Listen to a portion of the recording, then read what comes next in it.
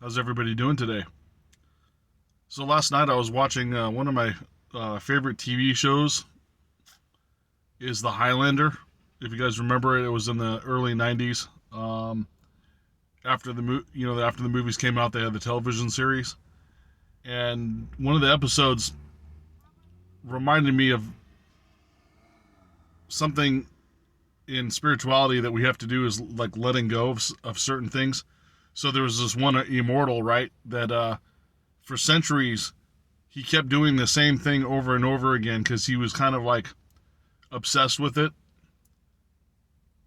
and it was creating bad experiences in his life, and oppression of others, and he couldn't let it go for centuries. You think after like 200 or 300 years that this guy would be not having to worry about it anymore, but Duncan MacLeod, the main character, says you need to let go of basically let go of the past. And I know that's a fictional story, but it very much applies to our real life.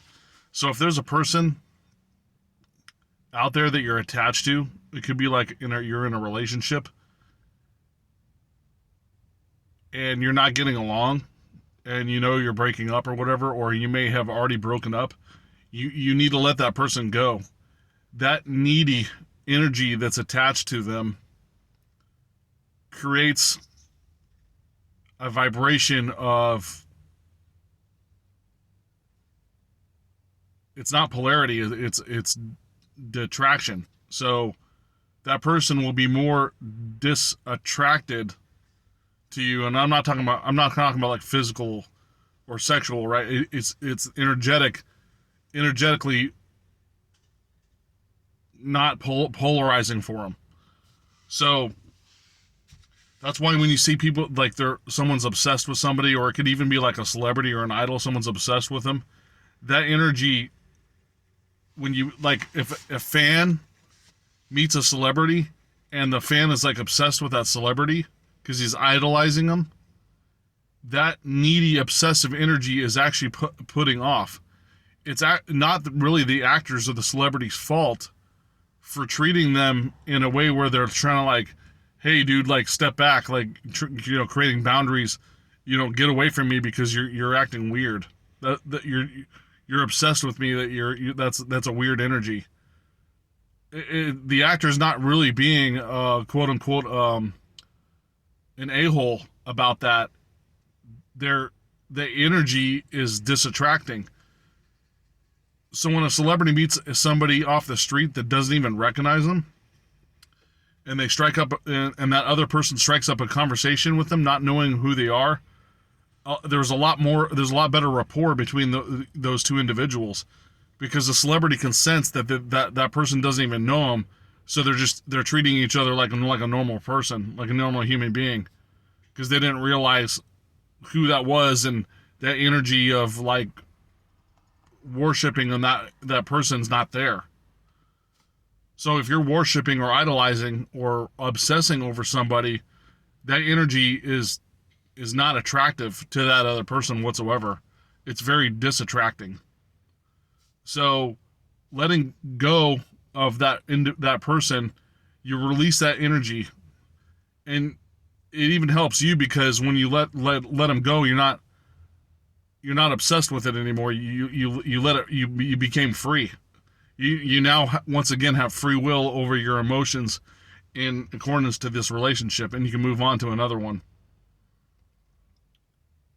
And of course, like anything else, this can be very difficult, right? Because if you were with somebody, especially for a long time, or you may have really liked them, it'd be hard for them to let go, right? You see this all the time in relationships. Um, in the United States nowadays, like I don't know, our society is so chaotic that today, like people don't even care. They like get divorced and split up like it's Tuesday, right? Oh, it's Tuesday. We're divorced. There was like no connection there, or like it was just released and moved on to the next thing. There wasn't really like a real bond there, or maybe there was a bond there, but the society's expectations and their expectations between each other were so exotic or extreme or unrealistic that they couldn't meet each other's expectations, and oh, I'm gonna get rid of you. You don't meet my expectations. It's not good enough for me.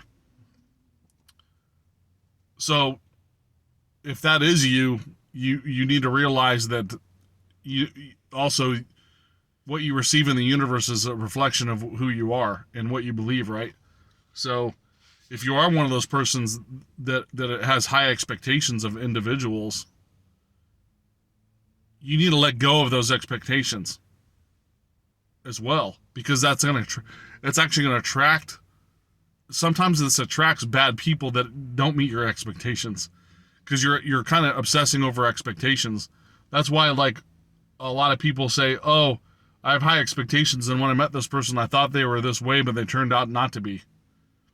Because that energy, there was an attraction or a disattraction in that energy field that was created by your thought patterns.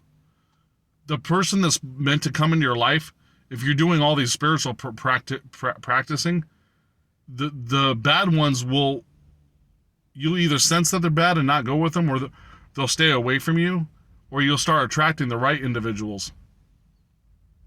At least somebody that's not, maybe doesn't meet your entire expectations, but somebody that's not actually harming you or hurting you even on an emotional level. And you're like, wow, this is actually kind of nice. They're not what I expected, right? But I'm very, very comfortable with this person, and it puts me at ease, and I can be at peace. Because relationships is based on spirituality. It's not based on expertise of relationships. Yes, you will learn things along the way and what to do and what not to do, but if you take a spiritual aim at it or direction at it, the universe will kind of like modulate itself into a situation that will be good for you. So you really don't have to necessarily be an expert sometimes, because if you're with a person that's just, that works well with you, why would you need to be an expert about that? You're just naturally getting along with them. So there's really nothing to know aside from the fact that you're having peace. And it's greatly important, because without peace, and I've went through this before, it's very hard to even work on your spiritual practices, which are important, especially stuff like meditation. And I found, like, the harder I try to meditate, or like try to go into a meditation, the more distracted I am. So it's weird, because you're working on your practices, but there's things that'll try to hinder you or keep you from it. Just know that when you see an opening, take the opportunity to use it, and know that the universe might be testing you a little bit. But if you're doing the right things, like letting go of that person or the relationship or a friend, or even it could be even a family member, unfortunately, that the toxicity or that disattraction or that bad attraction or whatever will now release you into your free will, where you can start doing your practices again, get centered and balanced, and maybe you'll run into the right person. And there's ways to do this too. Like, you can use affirmations, or you can journal it in that, like, I'm finding the right person for me, by divine right and perfect ways. You can use affirmations and write them down. I'm not saying use that specific line. That's just an example. So you can write it any way you want to, and look up different affirmations, especially from like Florence Scovelshion's book. She gives you even the relationship ones in great detail. So read her books, and then figure out the affirmations. And I apologize, I brought it up, but I didn't really do the research on which affirmations I should be telling you on this video right now. So in a later video, I might, if you write in the comments or email me, say, hey, Brandon, what were those affirmations that you were talking about in the letting go of a relationship and then wanting to have a better one come in? And I'll do the research myself and even talk about it on a video. So, if you catch me, forgetting to do something, whatever, please write in the comments, say, hey, Brandon, remember, you got to do that video about that. And I'll say, oh yeah, thank you for reminding me. Because I do a video every day, so I have a lot of videos, and I don't remember every single detail of all of them, right? Unless I watch them over again, right? And I've got 62 videos thus far, which reminds me, if you're like I said this in the previous video too, if you're hop skipping my videos, I'd prefer you watch them from the beginning, my oldest to the newest, because I'm actually giving you this stuff kind of in order, to my best of my ability. There's some stuff that could be scrambled a little bit in positions or whatever, but I try to warm you up and then give you like the next step, or what what you should be expecting in the next video. I'm not saying this so you will sit there and watch all my videos to give to up my analytics. I'm saying this to your benefit, because that's how I set the information up. I try to do the beginner stuff a little bit in the beginning, and then and work my way into the next videos with more information. In the future, when I got like 100 something videos, I'll go revisit some of those topics, of course. And you'll see the names of it or whatever in the title of the videos, and I'll describe them again. Or when I start doing podcasts, I'll go over them again. So don't worry if you forgot which video it was and you don't want to go back, because I'm going to revisit some of this information anyways. Just stay on my channel, whatever, and I appreciate it. You'll be able to find out what that information was. And as always, I appreciate you guys watching, and thanks, and have